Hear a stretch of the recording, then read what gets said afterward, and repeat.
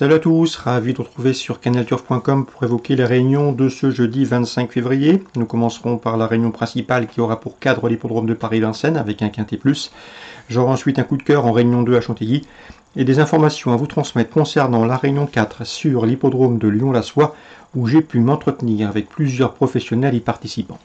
On commence par le quintet, prix de Guise, une épreuve qui s'adresse uniquement aux juments. Ma préférée pour cette course sera le numéro 13, Hera du Goutier, qui a été certes disqualifiée le mois dernier, le 26 janvier, faute dans le dernier tournant alors qu'elle possédait des ressources, mais auparavant, elle avait signé plusieurs bons résultats. Elle affiche d'ailleurs 6 victoires en 8 courses courues. Elle trouve ici l'occasion de reprendre le cours de ses victoires. Elle en a le potentiel.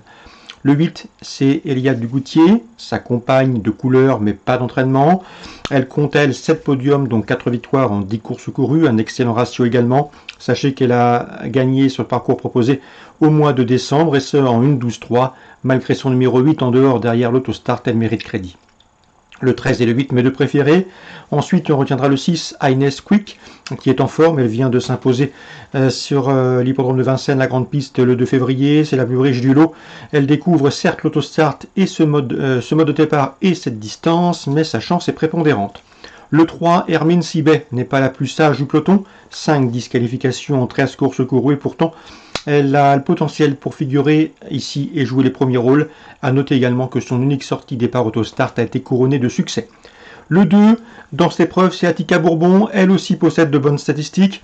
8 podiums, dont 4 victoires en 10 courses courues. Sachez également que la dernière fois, elle a pris la 5e place, mais que ce jour-là, elle aurait terminé beaucoup plus près si elle n'avait été enfermée pour finir. Il faut donc la reprendre. Le 5, Histoire d'Una, s'est classée 2e sur le parcours proposé le 26 janvier, course dans laquelle elle dominait plusieurs de ses rivaux du jour, notamment Hera du Goutier, Eliade du Goutier ou encore Attica Bourbon, confirmation logiquement tendue. Le 4, c'est Heidi Leloup, elle a pour elle sa régularité, elle répète ses valeurs, elle sera déférée des 4 pieds pour la première fois, elle est en forme. Comme en atteste sa récente 3e place, à mon avis, un accessite peut lui revenir dans ce lot. On se méfiera également du numéro 14, Inaya de Sim.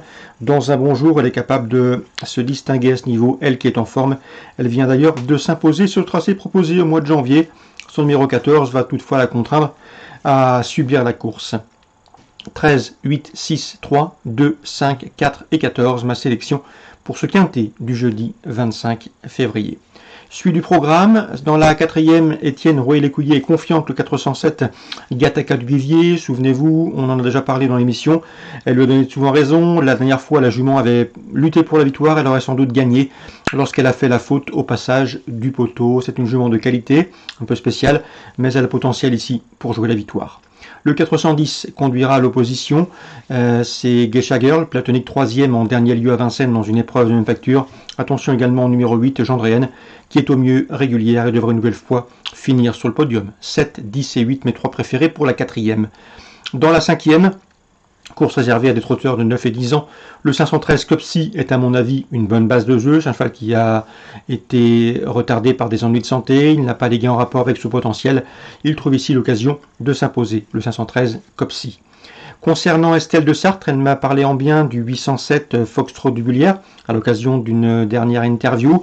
Foxtrot du Bullière qui a été écarté de la compétition de septembre à janvier, un cheval de qualité, un cheval qui a maintenant 2 courses dans les jambes, il a couru à Cordemais et à Romoranchi, il est proche de son top. Sachez qu'il retrouve le parcours de son dernier succès, celui obtenu au mois de septembre, où il s'imposait plaisamment le 15 septembre en 1-11-5. Le cheval sera de surcroît déféré des 4 pieds, contrairement à ses 2 dernières sorties. Cette course constitue un objectif. C'est vrai que le numéro 7 n'est pas le meilleur des numéros, mais le cheval est en retard de gain, il affronte une opposition dans ses cordes. On a fait appel à un pilote pour le driver. Bref, tous les feux sont au vert pour le 807 Foxtrot du Bullière. Le cheval est prêt à reprendre le cours de ses victoires. Le 807, entourage confiant. Chantilly, Réunion 2, coup de cœur sur le 601, le Nomade, qui a débuté très correctement, 3e le mois dernier sur le tracé proposé. Il trouve ici l'occasion d'ouvrir son palmarès, le 601, le Nomade. On peut parler également de la Réunion 4 à la Soie. J'ai pu m'entretenir notamment avec Joris Philograsso. Il est très confiant que le 107 Ghost de Charon, un cheval dur à l'effort, qui n'a besoin de personne, un cheval qui doit pouvoir durcir et qui aime faire du train, il aime quand ça roule et il aime les courses rythmées. Un cheval qui va ici rendre 25 mètres, mais on va lancer la course au kilomètre. Il est confiant pour terminer à l'une des 2 premières places. Il redoutait surtout le 210 Guizzoni, un Guizzoni qui vont à l'eau comme celui-là sans trop de soucis. 207, 210, les choix prioritaires de ce deuxième rendez-vous. Concernant Rimini, qui m'a parlé en bien également du 205 Ginkas, c'est un cheval qui effectue une course de rentrée en dernier lieu. Il a pris une bonne 4e place sur cette piste de Lyon-la-Soie. Ici, l'engagement est bon, le cheval part au premier échelon.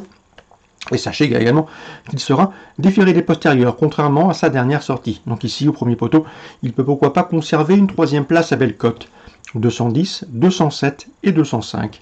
Concernant la 7e, j'ai pu m'entretenir avec Jennifer Valette qui présente le 706 Iris de Belmont, un cheval qui est un peu compliqué, il faudra surtout bien négocier le premier virage qui peut lui poser problème. Si tel est le cas, elle doit pouvoir ici terminer sur le podium ou tout du moins jouer les premiers rôles.